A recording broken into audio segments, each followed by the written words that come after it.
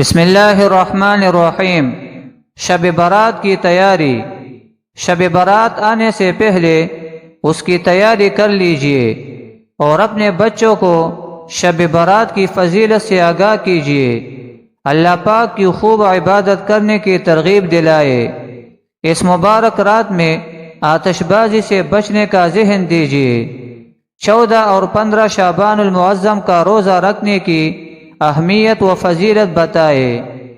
اس رات قبرستان جانے اور مرحومین کے لیے دعا و فاتحہ خوانی کے فضائل بتائے۔